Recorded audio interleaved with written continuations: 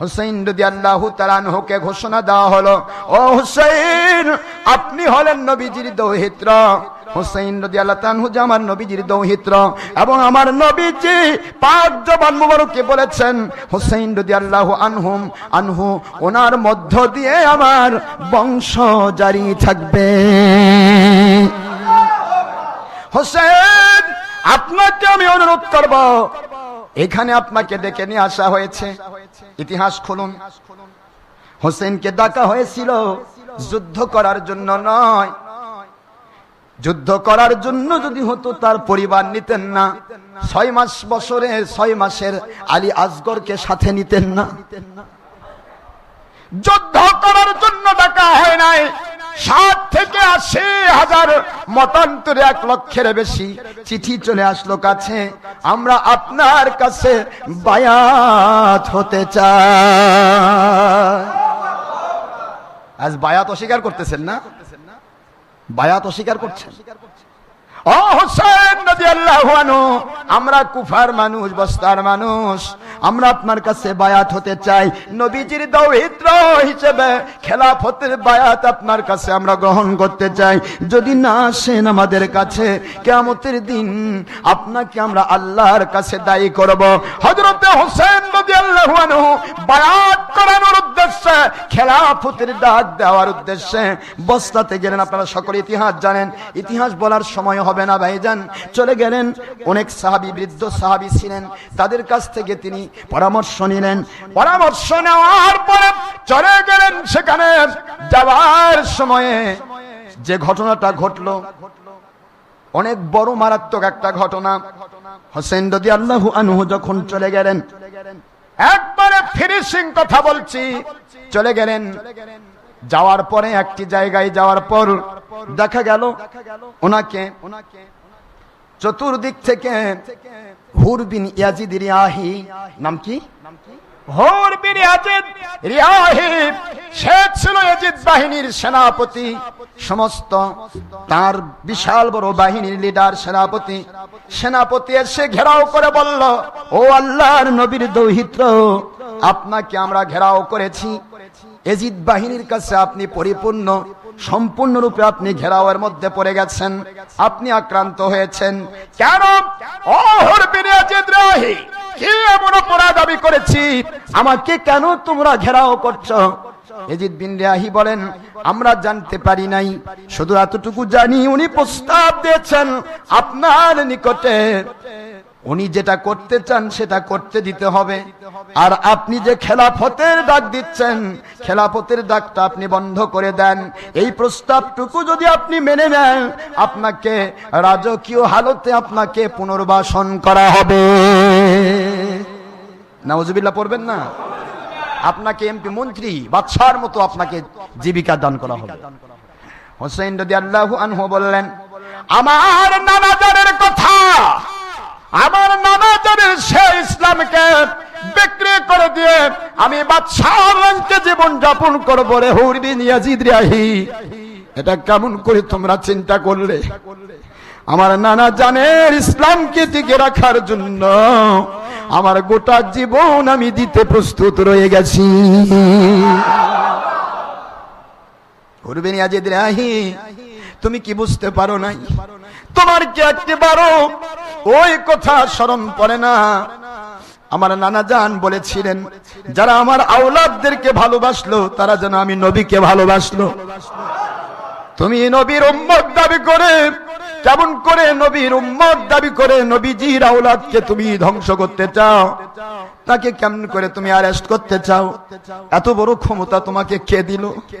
হুর বিন ইয়াজিদ রিয়াহি বলে, ও আল্লাহর নবীর দৌহিত্র, আমি কিছুই জানতে চাই না, তবে আমি এতটুকু বলবো, আমি ইয়াজিদের দ্বারা আক্রান্ত।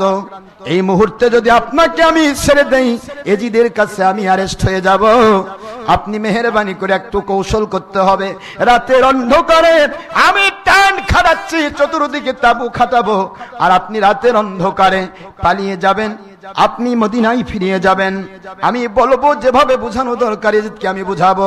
হযরত হুসাইন রাদিয়াল্লাহু আনহু বলেন, এতে মনে হয় উপকার হবে না, তারপরেও তুমি যখন আল্লাহ এবং আল্লাহ রাসূল রাসূলের পক্ষ নিয়েছো রে হুর বিরিয়াজিদ রিয়াহি। আমি আমার আল্লাহর কাছে দোয়া করি আমার আল্লাহ যেন তোমাকে হকের পক্ষের মুজাহিদ বানিয়ে জান্নাতি বানিয়ে দেয়। সেনাপতি হযরত হোসেন রাদিয়াল্লাহু আনহুর কাছে হেরে গেলেন, তিনি অস্ত্র ধরবেন না। রাতের বেলা হোসেন রাদিয়াল্লাহু আনহু সবাইকে নিয়ে হাঁটা শুরু করলেন। সকালবেলা হতে দেখা যায় যেখান থেকে হাঁটতেছেন সেখানেই ঘুরতেছেন। দিনে দিনে 3 দিন চলে গেল। 3 দিনের মাথায় হুর বিন ইয়াজিদ রিয়াহি বলে, হুজুর আপনি কি জাননি? উনি বললেন, আমি তো হাঁটতেইছি, কিন্তু আমার আল্লাহ পাক রব্বুল আলামিন এই ময়দান থেকে আমাকে বাহিরে বের করছেন না। ডাক দিলেন একজন মুরব্বিকে, মুরব্বি এই এলাকার মানুষ আপনি মনে হয়? হ্যাঁ বাবা। ঠিক আছে, জায়গাটার নাম কি আপনি বলতে পারেন? মুরব্বি বলতেছে, আল্লাহর বান্দা এর নাম কুফা নগরীর বিশাল বড়, অনেক বড় নদীর তীর, এর নাম হচ্ছে কারবালা। জোরে বলুন সুবহানাল্লাহ। হুসাইন রাদিয়াল্লাহু আনহু 2 চোখের পানি ছেড়ে দিয়ে বলে, রে আমার পুরা পরিবারের মানুষেরা, আমার স্ত্রী শহর বানু, আমার সন্তান আসগর আলী আকবর, আমার যাবতীয় ভাইয়েরা, আমার পরিবারের যে 70-72 লোক তোমরা আছো, আমার নানাজির মুখ মুবারক দিয়ে আমি শুনেছি কারবালার ময়দান হবে আমার নবীজির উম্মতের জন্য আমার কুরবানি কবুল হওয়ার জায়গা। আমি যেতে পারবো না, হাজার চেষ্টা করলে আমি এই জায়গা ছাড়তে পারবো না। ও আমার পরিবারের মানুষেরা, আপনারা পালিয়ে যান, আমি যেতে পারবো না। সত্য আলী আকবর আলী আসগর সমস্ত পরিবারের মানুষেরা, তার সৎ ভাইয়েরা, তার চাচা, বিভিন্ন আপনজনেরা, তারা সকলে বলতে লাগলো, যেখানে আল্লাহর হাবিবের দৌহিত্র কুরবানি হবে ওই জায়গা ছেড়ে আমরা পালিয়ে যাব না। আমার নবীর দৌহিত্রের সাথে আল্লাহর হাবিবের খেলাফতের মহব্বতে আমাদের জীবনটা কুরবান করতে আমরা রাজি আছি। একজন ব্যক্তি পালিয়ে গেল না। ঠিক আছে, তাবু খাটো। তাবু খাটাতে গেল। তাবু খাটাতে গিয়ে খুঁটি গাড়বে। খুঁটির জন্য যে গর্তগুলি খনন করা হচ্ছিল, গর্তগুলির ভিতর থেকে তাজা রক্ত বের হয়ে আসছে।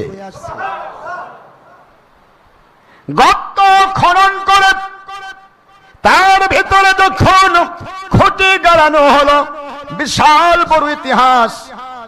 সেই রাত্রিটি ছিল আশুরা মিনাল মুহাররমের রাত। সেই রাত্রি ছিল আশুরা মিনাল মুহাররমের রাত। সেই রাত্রিতে তিনি এখানে একত্রিত হলেন, টেন্ট তাবু খাটালেন। খাটানোর পরে তারপরে সবাই মিলে একত্রিত হয়ে থাকার পরের দিনই, এটা অনেক বড় ঘটনা, হযরত হোসেন রাদিয়াল্লাহু আনহু ওনার কাছে পাঠিয়ে দিল ইয়াজিদ যে আপনি আত্মসমর্পণ করুন, কিচ্ছু করতে হবে না, আপনাকে মারবো না, ধরবো না, অ্যারেস্ট করবো না, আপনি শুধু বলুন যে ইয়াজিদ যা করছে সেটা ঠিক। ইয়াজিদ যা করছে সেটা ঠিক। উনি বলেন, আমার ইয়াজিদ আমার নবী পাক সাল্লাল্লাহু আলাইহি ওয়াসাল্লাম কিংবা আল্লাহ পাক রব্বুল আলামিন ওনার এবং নবী পাক সাল্লাল্লাহু আলাইহি ওয়াসাল্লাম ওনার ইসলামকে জলাঞ্জলি দিয়ে আমি ইয়াজিদকে স্বীকৃতি দেব? উনি বললেন যে এটা আমার পক্ষে সম্ভব নয়। বলে, তাহলে আপনাকে সকল দিক থেকে আমি মারবো না, তবে আপনাকে পানি বন্ধ করে দেওয়া হলো। কি বন্ধ করে দেওয়া হলো? আপনি বয়কট, চতুর্দিক থেকে বয়কট হয়েছেন, আপনার পানি বন্ধ করা হলো। ফোরাত নদীর তীর, এটা কারবালা, ফোরাত নদী, ফোরাতের পানি বন্ধ করে দেওয়া হলো। হোসেন রাদিয়াল্লাহু আনহু বলেন, তুমি পানি বন্ধ করো আর যা বন্ধ করো, সবই তো আমার মালিকের দান। যেটাই করো আমার জন্য, আমার আল্লাহ পাক রব্বুল আলামিন যেটা করবেন সেটাই আমার জন্য যথেষ্ট। সুবহানাল্লাহ। যাই হোক, আল্লাহ পাক রব্বুল আলামিন এটা শিক্ষা দিলেন যে ইচ্ছা করলে আল্লাহ কমপ্লিটলি গালেব করতে পারতেন, কিন্তু আল্লাহ এটাই বুঝালেন, ইসলাম জিন্দা হোতা হ্যায় হর কারবালা কে বাদ। কারবালার এই ঘটনাকে কেন্দ্র করে সারা পৃথিবীর ভিতরে ইসলাম জিন্দা হয়েছে। জোরে বলুন সুবহানাল্লাহ। এটাকে বোঝানো হয়েছে যে যদি যায় যাবে জানতা হে, জানের চেয়ে ইমান বড়, ইমানের হালতে 1 সেকেন্ড বেশি জান্নাতে যাওয়া ভালো, বাদশাহী জীবন বেঈমানি জগতে ভালো নয়। বলছেন না কেন, জোরে বলেন। হোসেন একদিকে সাহাবী, একদিকে আওলাদে রাসূল, নবীজিকে ঘোড়া বানিয়ে নবীর শরীর, হুজুর নামাজ পড়তেছেন, হোসেন নবীজিকে ঘোড়া বানাইছে। সুবহানাল্লাহ বলেন। আখেরি নবীকে ঘোড়া বানাইছে। আল্লাহর হাবিব সাল্লাল্লাহু আলাইহি ওয়াসাল্লাম সেই হাদিসে এসেছে, হুজুর বলেন যে আমি আমার হোসেন রাদিয়াল্লাহু তাআলা যখন আমার পিঠে চড়েছে তখন আমি সেজদাকে লম্বা করে দিয়েছি, যাতে করে আমার হোসেন শান্তি পায়। আর সেই হোসেনের মাথা মোড়ক কাটা হলো। বেশি দূর যেতেও যাবে না, শুধু হোসেনের এই ঘটনা বলার সময় আমার নেই। মাথা মোড়ক কাটা হলো, মাথাকে আলাদা করা হলো। যদি আমি ফিলিংস দিয়ে বলি আপনারা কাঁদতে কাঁদতে হয়রান হয়ে যাবে, কিন্তু আমি ফিলিংস দেব না। আমি আপনাদের মধ্যে ইমোশন সৃষ্টি করব না এই মুহূর্তে। তো মূল বিষয় হচ্ছে যা হোসেন রাদিয়াল্লাহু মাথা মোড়ক কাটা হলো, একটা বাপের হালাল সন্তান ছিল না তার সামনে এসে যুদ্ধে মোকাবেলা করে তাকে হারাবে। সব দূর থেকে হাজার হাজার তীর মেরে দিল। যখন দেখলো একসাথে হোসেন রাদিয়াল্লাহু ওদের প্রায় 1000 মানুষকে খুন করে ফেললো, ওরা দেখতেছে আর পারা যাবে না, সব খাইয়ে ফেল দিবে। এখন দূর থেকে তীর মারার আদেশ করা হলো, বৃষ্টির মতো তীর নিক্ষেপ করা হলো। তারপরে হোসেন রাদিয়াল্লাহু তীর নিয়েও তিনি দীর্ঘক্ষণ দাঁড়িয়ে থেকে আল্লাহ এবং আল্লাহর হাবিবের তাসবিহ করলেন। সুবহানাল্লাহ। সেই হোসেন রাদিয়াল্লাহু মাথা মোড়ক কাটা হলো। যার মাথা মোড়ক কাটা হয় তিনি তো এমনি কষ্ট পেয়েছেন যথেষ্ট। তার শরীর মোবারক পড়ে থাকলো কারবালায়। মুখস্থ রাখেন, কোথায়? কারবালা, কুফা, ফোরাত। কারবালায় থাকলো শরীর মোবারক।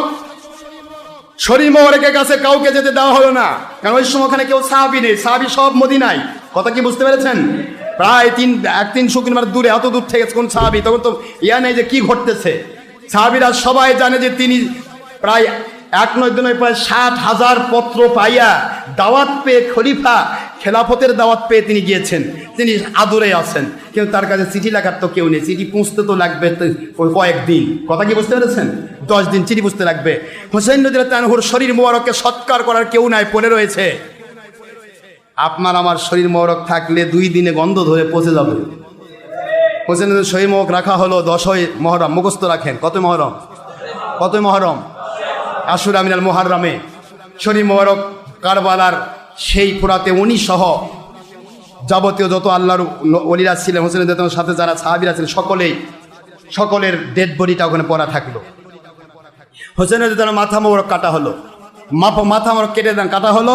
তার পরিবারের সমস্ত মহিলাগুলোকে, হোসেন স্ত্রী সহ মহিলাগুলোকে, এবং জ্বরে আক্রান্ত হযরতে জয়নুল আবেদিন রহমতুল্লাহ আলাইহি জ্বরে আক্রান্ত ছিল তাঁবুর ভিতরে, তারা দেখতে পায়নি। আমার আল্লাহ কয় দেখতে পাবি না, কারণ ওনার মাধ্যমেই, হোসেনের মধ্য দিয়ে আমি পৃথিবীতে আমার আওলাদের রাসূল জিন্দা রাখবো। জোরে বলুন সুবহানাল্লাহ। তো জয়নুল আবেদিন রহমতুল্লাহি আলাইহি তিনি অসুস্থ ছিলেন, জ্বরে আক্রান্ত। এই জ্বরে আক্রান্ত লোকটিকেও আগুনের তাপ দেওয়া হলো। সমস্ত ট্যান্টগুলি, মহিলাদের ট্যান্টের মধ্যে আগুন জ্বালিয়ে দেওয়া হলো। মহিলাগুলো বের হতে হতে তাদের সমস্ত বোরকাগুলিতে আগুন লেগে গেল। তাদের শরীরের কিছু মানে ক্ষতবিক্ষত পুড়ে গেল। এই সমস্ত মহিলাগুলোকে নিয়ে তারা বন্দি করলো। পাশাপাশি ঠিক এই মাথাটা উল্লাস করে কেটে নিয়ে যাচ্ছে, উল্লাস করে এই কাফের বাহিনী কেটে নিয়ে যাচ্ছে। নিয়ে গিয়ে কোথায় দামেস্ক সিরিয়া আর কোথায় কারবালা। কথা কি বুঝতে পারতেছেন আপনারা? সেখানে মাথা নিয়ে যাওয়া হলো। দামেস্ক সিরিয়াতে আছে ইয়াজিদ, আর কুফার শাসনকর্তা বানাইছে তার শালক ওবাইদুল্লাহ বিন জিয়াদ, জারস সন্তান। কথা করছেন না কেন জোরে? অবৈধ সন্তান। এইটাকে বানাইছে সে এখানকার শাসনকর্তা। একে অর্ডার দিয়ে কলকাঠি নারী আন্দাবাস। যখন হোসেন রাদিয়াল্লাহু ইন্তেকাল করলেন, শহীদ হয়ে গেলেন, ওনার শরীর মোবারক কোথায় থাকলো? কারবালায়, কুফার নিকটে। কোথায় ইরাক, কোথায় সিরিয়া, বুঝতে পারতেছেন নাকি আপনারা? 1000 মাইল দূরে সিরিয়ার দামেস্কে নিয়ে যাওয়া হলো তার মাথা মোবারক। এই যে এতদিন চলে গেল, মাথা থেকে শুধু সুগন্ধি বের হচ্ছে, কোনো দুর্গন্ধি বের হয় না। শরীর মোবারক পড়ে থাকলো, কিন্তু কেউ সৎকার করার নাই। ওই সময় ইয়াজিদ বাহিনী এত বেশি টপে ছিল যে কেউ যদি হুসেনের পক্ষে কথা বলে তাকেও তারা কতল করত। আমার কথা কি বোঝা যায়? কেউই ছিল না। ওইভাবেই উত্তপ্ত বালুকা রাশির উপরে হুসেন শরীর মোড়ক পড়ে থাকলো, সৎকার কেউ করেনি। দেখেন, খুব খেয়াল করে। মাথা মোড়ক নিয়ে যাওয়া হলো এজিদের কাছে। এজিদের কাছে মাথা পৌঁছার পূর্বে সাহাবায়ে কেরাম কিছু ছিল, তাদের সামনে এজিদ অভিনয় করতেছে, হাই হাই, আমি তো হোসেনকে খুন করার অর্ডার করিনি, আমি তো এরকম হুকুম করিনি, আরে কি করলো, মানে ওই মানে মায়া কান্না। আমার কথা কি বুঝতে পেরেছেন? মায়া কান্নায় আপ্লুত হয়ে গেল। সাহাবায়ে কেরাম সবাইকে দেখাচ্ছে যে আমি এজিদ, আমি হোসেনের পক্ষে, কখনোই এজিদের মারার পক্ষে আমি ছিলাম না, কেন তাকে মেরে ফেলা হলো, কেন শহীদ করে, ওখানে বলতেছে। আর ওবায়দুল্লাহ বিন জিয়াদ তো কুফাতে, কথা বুঝতেছেন আপনারা? ওকে তো অর্ডার করেছে চিঠির মাধ্যমে, সেই চিঠিটা পর্যন্ত সে ওবায়দুল্লাহ বিন জিয়াদ রেখে গেছে, ও চিঠি পর্যন্ত দলিলে রাখা হয়েছে। ওবায়দুল্লাহ বিন জিয়াদ চিঠি লিখে রেখেছে যে কোন চিঠিটা এজিদ আমার কাছে পাঠাইছিল, এবং এজিদ লিখেছে যদি হোসেনকে খুন করতে না পারিস তাহলে আমি তোকে খুন করব। নাউজুবিল্লাহ বলবেন না? এখানে মায়া কান্না জ্বলল। সাহাবায়ে কেরাম বা নিকটস্থ মানুষেরা ভাবলো, বাপ রে, এজিদ কি ভক্ত হুসেইনের, কথা বলেন না কেন? এই মায়া কান্নার ইতিহাসটা নিয়ে সে কুলাঙ্গার এজিদ বাহিনী বাংলার ওহাবি খারেজি বা 72 ফিরকার বেঈমান, এই বেঈমানেরা বলতেছে, কয় যে উনি কি কান্নাকাটি করেছে উনি মরে যাওয়ার পর। আরে তোরাও তো কান্দিস, কিন্তু তোদের কান্নাটা কেমন? তোরাও তো অনেক সময় দেখি নেতার মরে গেলে কান্না, কারণ নেতা যান তারপর খুশি হয়। কি কথা করছেন না কেন জোরে? প্রশ্ন হচ্ছে, এটা রাজনীতি, এটা কি নীতি? রাজনীতিতে এগুলি চলে। রাজনীতিতে এমন চলে, নিজের ছেলেকে খুন করবে অন্যের শরীরে চাপে দেওয়ার জন্য, এটা রাজনীতি। এই এজিদ এই কাজটাই করেছিল। সে গোপন সূত্রে চিঠি লিখেছে, খুন করার আদেশ দিয়েছে, না খুন করলে তো খুন করব। আবার উপরে মায়া কান্না দেখাচ্ছে, হোসেনের খুব প্রিয়। এই ইতিহাসটা তারা বের করে কয় যে উনি হোসেনের বিরুদ্ধে ছিল না। নাউজুবিল্লাহ জোরে বলেন। দ্বিতীয় নম্বর, হোসেন, আপনি বলেন তো, বাংলাদেশ সরকারের আদেশে যদি কাউকে খুন করা হয়, ওই খুনটার দায়ী সেই খুনিটা একা নাকি সরকারও? মানে কথা কোনো কি হলো বলেন? কেন সরকার হবে? কেন কেন হবে? আদেশ, একই অপরাধ। তো সে হলো তখন খলিফা দাবিদার, কুলাঙ্গার। তাকে তো ইসলামী শরিয়ার খেলাফত বলা, খলিফা বলা হয়নি। ইসলামী শরিয়ার খেলাফত হচ্ছে আবু বকর, ওমর, ওসমান, আলী, হয়তো হাসান রাদিয়াল্লাহু আনহু 6 মাস, এরপরে ওমর বিন আব্দুল আজিজ রহমতুল্লাহ আলাইহি। মাঝখানে এজিদেরটা গ্রহণ করা হয়নি, মুয়াবিয়া রাদিয়াল্লাহু আনহু তাও গ্রহণ করা হয়েছে। সুবহানাল্লাহ জোরে কোন? এক তো গ্রহণ করেনি কেউ। হানাফি মাযহাবের উত্তম কিতাব ফিকহে আকবর স্পষ্ট করেছে, ইবনে কাসিরের মধ্যে খারেজিদের উন্নত মানের আলেম যিনি ইবনে কাসির তাফসীর লিখেছেন, যিনি বেদায়া ওয়ান নিহায়া লিখেছেন, তিনি স্পষ্ট করে লিখে রেখেছেন, এজিদের কাছে যখন মাথা আসলো, দেখেন সাহাবায়ে কেরাম সব চলে গেছে, 1-2 জন সাহাবী আছেন মাঝখানে, ও আর বুঝতে পারেনি সাহাবী হয়তো আছে, সব তো চলে গেছে, দরবার খালি। এই মুহূর্তে তার কাছে যখন মাথা নিয়ে যাওয়া হলো, মাথা মোবারকের নাকের মধ্যে তার হাতে ছিল ছড়ি, একটা লম্বা লাঠি, মানে কঞ্চি, আমরা কঞ্চি বলি না, যেটা দেয় বানর খেলে। বানর কি করে? বানররা দেখেন, বানরের হাতে একটা কঞ্চি থাকে না? এ বেটা তো বানর পূজারি ছিল, বানর খেলতো সব সময়। তো ওই বানরের এই কঞ্চি দিয়ে বানরকে করতো, খেলতো। সেই কঞ্চিটা মানে বাঁশের একটা চিকন একটা এইটা দিয়ে সে হযরত হোসেন রাদিয়াল্লাহু আনহুর নাক মোবারকের মধ্যে ঢুকে দিচ্ছে। মাথা কাটা, মাথা মোবারক নাক মোবারকের ভিতরে মানে লাঠি দিয়ে ঢুকাই দিয়ে বলতেছে, কেমন লাগলো খলিফা হওয়ার স্বাদ? খলিফা হওয়ার স্বাদ যারা করবে তাদেরকে এই পরিণতি আমি করব। এটা এজিদের কথা। কার কথা? এই কথাটা শুনে ও তো ভেবেছিল যাদের কাছে আমি মায়া কান্নায় করেছিলাম তারা বোধহয় নেই, সব চলে গেছে, কারণ সে বিদায় দিয়ে দিয়েছে সবাইকে। কিন্তু লাস্টে 1 না 2 জন ছিল, তারা ওই মায়া কান্নার ওই শ্রবণকারী। সে বলল, এজিদ তুমি এত খারাপ তা তো আমরা আগে জানতাম না। তুমি কিছুক্ষণ আগে মায়া কান্না করলে যে আখেরি নবীর দৌহিত্রের বিপক্ষে আমি ছিলাম না, আর এখন মাথা মোবারক আসলো, আর তুমি কত বড় স্পর্ধা তোমার, যেই নাক মোবারকে যেই কপাল মোবারকে, যেই মুখ মোবারকে আখি নবীর চুম্বন মোবারক করেছে, বারবার হুজুর চুম্বন করেছে, সেই মাথাটা প্রতি তুমি একটু সম্মানও দেখাতে পারলে না, বরং তুমি তোমার হাতের এই বানর খেলা ছড়িয়ে দিয়ে তার নাকের মধ্যে গুদাচ্ছ। এজিদ, তোমার সব কিছু স্বীকার করতে পারি, এটা স্বীকার করতে পারলাম না তুমি এজিদ ন, তুমি হোসেইনের দুশমন। এই হলো এজিদ। আপনারা বলুন তো, হোসেইন রাদিয়াল্লাহু তাআলার পক্ষে ছিল এজিদ না বিপক্ষে ছিল? এগুলি ইতিহাস। আল্লাহর দয়া হলো 40 দিন যখন হলো, অর্থাৎ 10ই মুহররম শাহাদত হলেন, 10ই মুহররম থেকে একেবারে 40 যখন ফিলাপ হলো, সেদিন এরা ছেড়ে দিল ওই মহিলাগুলোকে। তাদেরকে বাবার কথা কন না কেন? যাদেরকে অ্যারেস্ট করেছিল তাদেরকে ছেড়ে দিল। হোসেন রাদিয়াল্লাহু তাআলা আনহু, ওনার মাথা মোবারক দামেস্কেই দাফন করা হলো। দামেস্কে ওনার দুই জায়গার দাম, দামেস্কে মাথা মোবারক আর কারবালার ময়দানে ইয়াতে আপনার কুফাতে তার দেহ মোবারক। কথা কি বুঝতে পেরেছেন আপনারা? তো দামেস্কে ইরাকে হলো ওনার শরীর মোবারক, ইরাকে কোথায়, আর দামেস্কে সিরিয়াতে ওনার মাথা মোবারক। দুইটা জায়গাতেই এই যুগে যুগে আজ পর্যন্ত প্রত্যেকটা জায়গাতে, দুই জায়গায়, এখানে শরীর মোবারক, ওখানে মাথা মোবারক, এই দুই জায়গাতে জিয়ারতের জন্য লক্ষ জনতার ভিড় হয়। এ বাংলার এজিদ বাহিনী বাতিল ওহাবি খারেজির গোষ্ঠী, লিনলজ্জ বেহায়ার জাত, তোমাদের গডফাদার, তোমাদের আব্বার আব্বা, দাদার দাদা এজিদের কবরে কয়জন যায় জিয়ারত করার জন্য? এই জন্য তো তোমরা জিয়ারতের বিরোধী। হোসেন বাহিনীর পক্ষে জিহাদ করা নবীজির সুন্নত, আর এজিদ বাহিনী কয় কবর জিয়ারত লাগবে না, শিরক বেদাত। আখির রাসূল সাল্লাল্লাহু আলাইহি ওয়াসাল্লাম বলেছেন, আমি নিজে কবর জিয়ারত করি, তোমরাও জিয়ারত করো। জোরে বলুন সুবহানাল্লাহ। যাই হোক, হুজুর প্রাথমিক পর্যায়ে মুসলমানদেরকে জিয়ারত নিষেধ করেছিলেন, কিন্তু পরবর্তীতে হুজুর আবার বলেছেন, আমি জিয়ারত তোমাদের নিষেধ করেছিলাম, যেহেতু তখন তোমাদের ভিতরে পৌত্তলিক পূজার একটা ভাব ছিল, কবর পূজা করার সম্ভাবনা থাকতে পারে। এখন তোমাদের ভিতরে কমপ্লিট ইমান ইসলাম ঢুকে গেছে, এখন আমি নিজেও জিয়ারত করি, তোমরাও জিয়ারত করবে, এবং কিয়ামত পর্যন্ত কবর জিয়ারত সুন্নত হিসেবে থাকবে। জোরে বলুন সুবহানাল্লাহ। বাবাজির আমার, এই হাদিস হলো আমাদের দলিল, আর খারেজি ওহাবির দলিল ওই আগেরটা, মানে সব ওদের ওই মানসুকগুলো, আর আমাদের সব নাসেকগুলো। আলহামদুলিল্লাহ বলবেন না জোরে?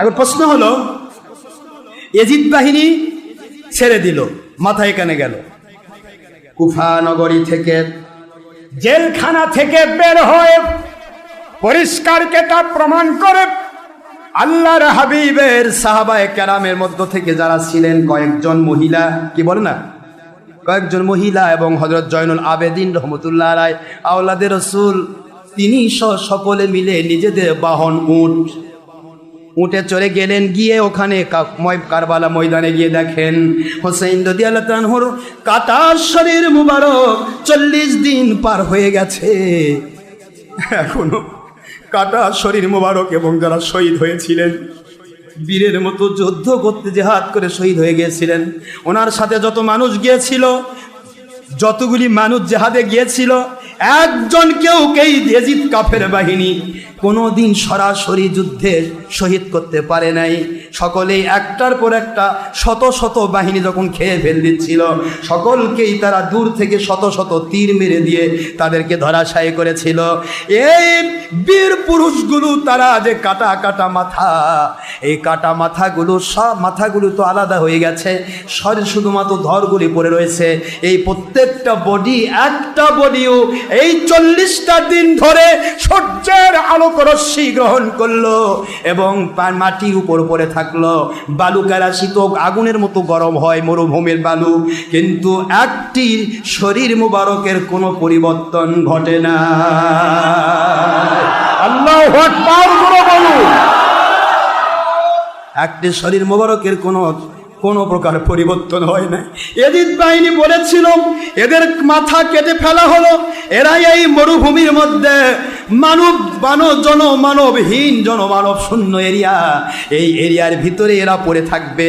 দুনিয়ার এই সমস্ত মরুভূমির নেকড়ে বাঘগুলো, ওরা পাগল মানুষ খাওয়ার জন্য এই বডিগুলো ছিঁড়ে ছিঁড়ে খাবে, এটা এদের সবচেয়ে বড় শাস্তি হবে। আমার মালিক বলে, রে এজিদ বাহিনী, মানুষ যতই মুসলমান দাবি করুক, যদি তার ভিতরে কুফরি ঢুকে যায়, ওর উপরে পর্দা পড়ে যায়, চোখ থাকে না।